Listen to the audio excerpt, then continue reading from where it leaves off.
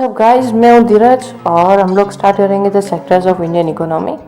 Okay, so start तो एक हफ्ता हो चुका है, मीन्स हमने इसका चैप्टर पढ़ लिया है। जिन्होंने नहीं देखा वीडियो वो पहले वीडियो देख के आ जाओ, तभी मज़ा आएगा आप लोगों को। सो चैप्टर तो हो चुका है ख़त्म।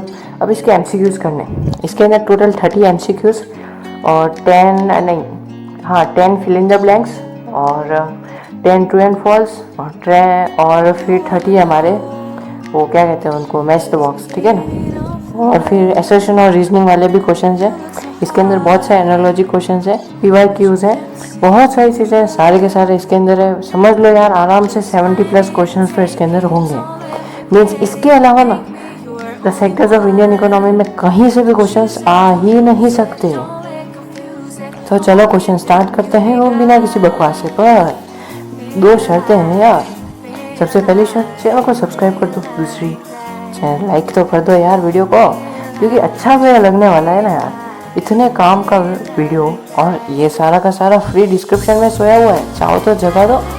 तो इतना सब कुछ फ्री दे रहा हूँ, वो भी कुछ भी नहीं ले रहा हूँ यार, सिर्फ एक लाइक और सब्सक्राइब मांग रहा हूँ। ऐसे तो बहुत सारे वीडियोज़ पे लाइक कर दे, तो इस काम की वीडियो भी कर दो।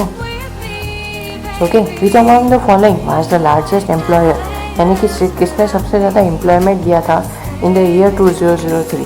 तो वो है हमारा प्राइमरी सेक्टर, पता है ना primary sector. More than half of worker in country are working in which of the primary sectors, तो वो है हमारा एग्रीकल्चर, यानी कि option number B. Question 3, workers in agriculture sectors are under employed. Under employed मतलब क्या, क्योंकि देखो जैसे कि एक लैंड है तो उसमें 5, 6, 10, 15 जने एग्रीकल्चरिंग कर रहे हैं, पर वहाँ पे रिक्वायर्ड है सिर्फ 2-3 मशीन्स की और बस 16 काम कर जाएंगे, तो उनका कोई मतलब नहीं है लेबर्स का। Question 4, what is the hidden under employment cost, तो उसको अपन कहते हैं डिस्क्रिप्टिव एम्प्लॉयमेंट, जो कि ऊपर वाले क्वेश्चन में था। Question number 5, the full form of NREGA, यानी कि एम नरेगा भी अपन इसको कह सकते हैं, पर यहाँ पे नरेगा का पूछा है, तो वो है हमारा national rural employment guarantee act, ठीक है। सो ये हमारा NREGA, national rural employment guarantee act, ठीक है।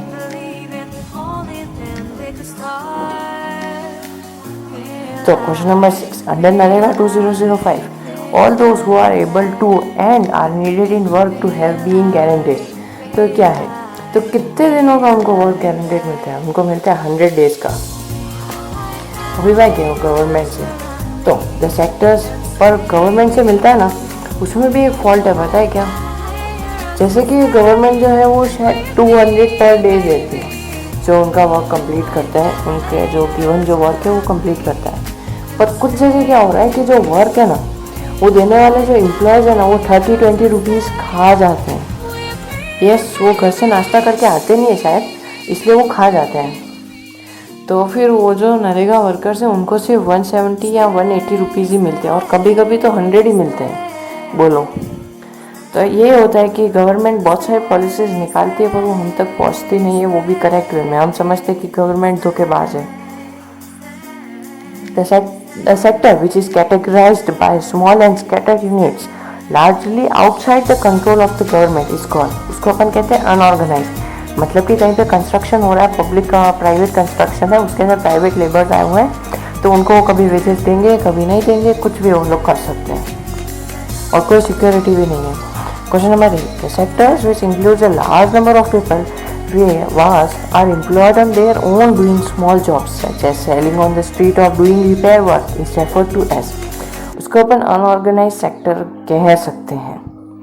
यानी कि वो सेक्टर जिसके अंदर एक लार्ज नंबर के पीपल है, वो एम्प्लॉयड है their own doing small jobs, मतलब कि उनके खुद के on selling on street and doing repair work, कोई सिक्योरिटी नहीं है उनके वर्क की, कभी भी उनको कोई भी हटा सकता है और वहाँ पे कुछ भी कर सकता है। यहाँ पे सोच रहे होंगे कि यहाँ पे सर्विस सेक्टर क्यों नहीं आया, क्योंकि वो लोग किसी चीज़ को सेल कर रहे हैं तो वहाँ पे सर्विस सेक्टर आना चाहिए, पर यहाँ पे सर्विस सेक्टर नहीं आएगा। और क्यों नहीं आएगा, इसका अगर आंसर नहीं पता है, कल वाले वीडियो में बताया था, जाओ पूरा वीडियो देखो, फिर इसका आंसर ढूंढ के कमेंट में बताओ। Question number 9, since the 1990s, it is common to see a large number of workers losing their job in the, किसमें उन्होंने जॉब की लूज की उनकी, वो है ऑर्गेनाइज सेक्टर में।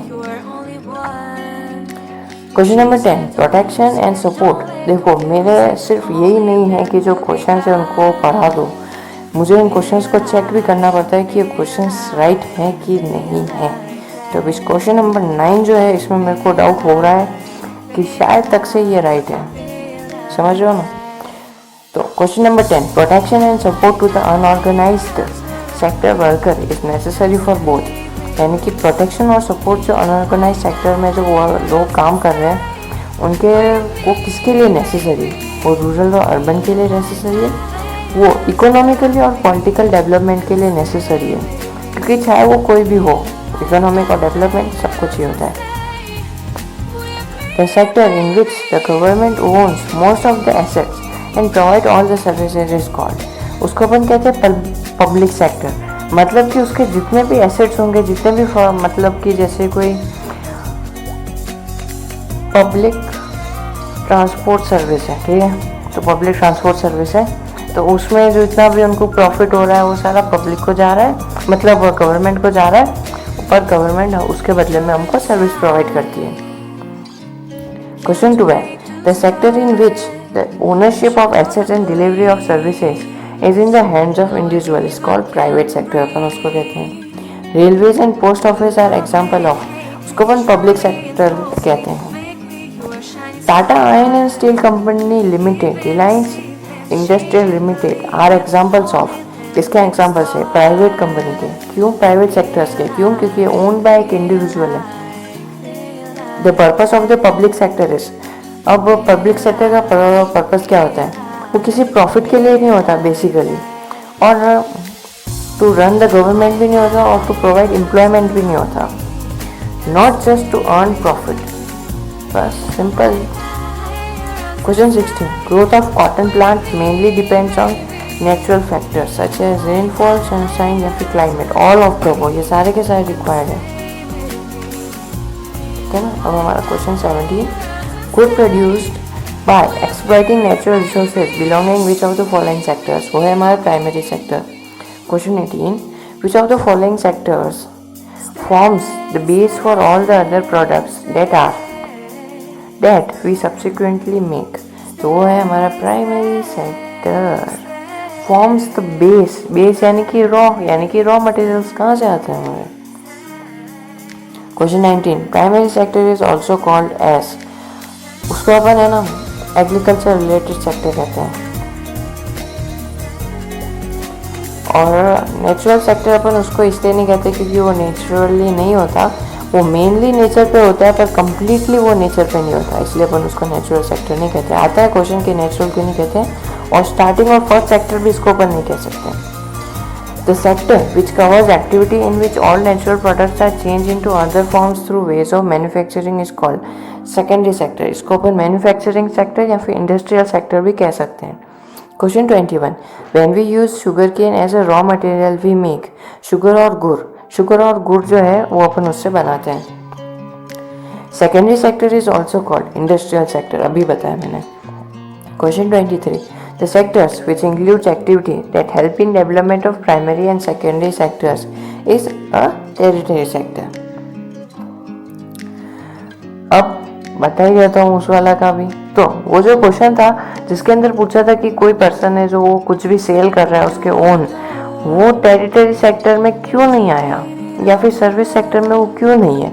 वो इसलिए नहीं है क्योंकि वो प्राइमरी और क्योंकि वो डायरेक्टली नहीं है सब वो, क्योंकि वो डायरेक्टली दोनों चीज़ों को प्रमोट नहीं कर रहा है, जो कि है पब्लिक और जो कि प्राइमरी और सेकेंडरी सेक्टर है उनको। क्योंकि जैसे सी देखो कोई पानी पूरी वाला है, ठीक है, कोई स्टॉल लगा के खड़ा है, तो उसमें पानी पूरी वाले में क्या चाहिए उसको? पूड़ियाँ वो खुद बना रहा है, सारी चीज़ें वो खुद कर रहा है, तो उसको वो पब्लिक प्राइमरी सेक्टर या फिर वो सेकेंडरी सेक्टर में क्या कुछ भी तो नहीं कर रहा वो, ना तो वो कोई ट्रांसपोर्ट कर रहा है, ना किसी के साथ कम्युनिकेट कर रहा है, ना इंपोर्ट ना एक्सपोर्ट, कुछ भी नहीं। सो वो उसका सेल्फ है और वो प्राइमरी सेक्टर सर्विस सेक्टर में नहीं आता, ठीक है। और ये बैंकिंग वाला तो अभी बताया मैंने, ये होता है हमारा टेरिटरी सेक्टर या फिर service sector. Tertiary sector is also called as service sector. The value of final goods and already includes the value of all the intermediate goods that are used. The value of final goods already includes the value of all the intermediate goods that are used in the making of final good. The sum of production in the three sectors give gross domestic ratio, मतलब gross domestic product जो है, यानी कि जो हमारा GDP जो है वो. The task of measuring GDP in India is undertaken by Central Government Ministry. Question 29. The sector most important is developed countries is territory sectors. जितने भी सारे जो कंट्रीज हैं जो डेवलप्ड है वहाँ पे टेरिटरी सेक्टर ही डेवलप्ड है. Question number 30. Production in this period 1973 to 2003 has increased the most in. वो है हमारा टेरिटरी सेक्टर. ठीक है, अभी हमारा आ गया है ट्रू एंड फॉल्स. ठीक है. For the growth of cotton plant we depend mainly but not entirely on nature factors like rainfall, sunshine and climate. True, अभी तो ऊपर बताया था. Question number 2. In activity like dairy, we are not dependent on the biological process of animals. False. हम लोग completely dependent होते हैं biological processes में जब बात आ जाती है dairy की. When we produce a good by exploiting natural resources, it is the activity of the primary sector. Yes. The secondary sector. Question number 4. The secondary sector covers activity in which natural products are changed into other forms through ways of manufacturing. Assertion और reasoning questions के लिए इंतज़ार करो. ठीक है, तो ये सारे वही क्वेश्चंस हैं और चाहो तो बिल्कुल ज़रूर पढ़ना इनको. वही जो ऊपर MCQs आए हैं उसी में से इनको ट्रू और फॉल्स को बनाया है. और ये कुछ हमारे वो हैं मैथ्स तो फॉलोइंग है. ठीक है, तो इनको भी कर लो. ये कुछ मैथ्स तो फॉलोइंग है और ये हमारे हैं वो फिल इन द ब्लैंक्स. अब आ जाते हैं अपन एसर्शन और रीजनिंग पे. ओके,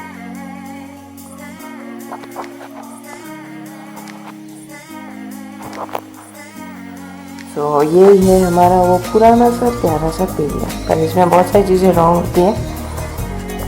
ओके, और यहाँ पे ये क्वेश्चन है. The task of collection of data in all the three sectors in the economy is done by which of the following analysis. तो वो है NSSO.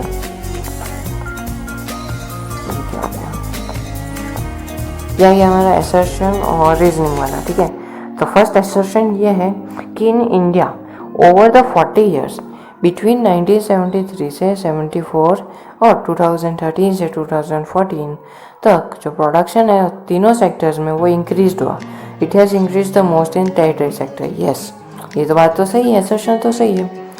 Territory sector is the only organise sector in the economy, so the government spends a lot of money for creating jobs in tertiary sector. ऐसा नहीं है, तो ऐसे बहुत सारे रीज़न है जिसकी वजह से प्रोडक्शन हुई है टेरिटरी सेक्टर के अंदर.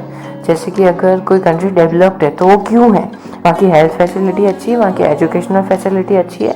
तो ये सारी जो फैसिलिटीज़ हैं ये आती है सर्विस सेक्टर में, और सर्विस सेक्टर का दूसरा नाम होता है हमारा टेरिटरी सेक्टर. एक और assertion. Reliance industry is a privately owned film. Government is a major stake holder is Reliance industry. नहीं, ऐसा नहीं है. असर्शन जो है वो सही है और मतलब जो हमारे रीज़न है वो गलत है. ओके, अब question number 3. Assertion. The development of agriculture industry leads to the development of service sector. ठीक है, और as the primary and secondary sector develops the demand for transport, storage structures, bank, insurance sector का increases और हमारा territory sector भी increase हो जाता है. सो यस, दोनों ही ट्रू है और आर भी उसकी करेक्ट एक्सप्लेनेशन है. Question 4. In an individual who manufactures flour from wheat is engaged in primary sector. When some process of manufacturing is used, the product is a part of secondary sector. देखो भाई, ये जो है ना, an individual who manufactures flour from wheat is engaged in primary sector. वो गलत है, वो secondary sector का पार्ट है और रीज़न भी गलत है. Assertion. Question 5 का assertion is GDP shows how big an economy is. Reason. GDP is the value of all goods and services produced within the domestic territory of the country. ठीक है, so in the year. Both assertion and reason are true and the reason is the correct explanation of assertion. अब हमारा 6 और फिर ये 7th और ये question हमारे सारे हो चुके हैं कंप्लीट. वीडियो को लाइक और सब्सक्राइब कर दो. क्वेश्चन सारे नहीं हुए पर ये PDF है, प्लीज़ वहाँ पे जाके ले लो. और ये WhatsApp नंबर है, इसके ऊपर आप कभी भी मैसेज मन नहीं करना, नहीं करने का. इसके ऊपर फ्रॉड है, सिर्फ वेबसाइट है अच्छी, मतलब सिर्फ PDF है अच्छा, उसमें भी बहुत सारी चीज़ें गलत है।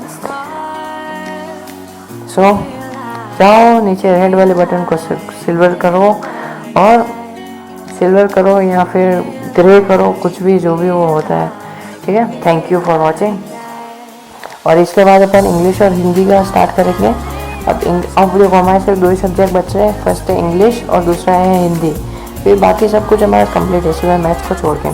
तो इंग्लिश और हिंदी का हमने टारगेट बना लिया, कल मैं इंग्लिश का स्टार्ट कर दूँगा, फिर अपन हिंदी में थोड़ा सा इंटरेस्ट लगाएंगे। So thank you.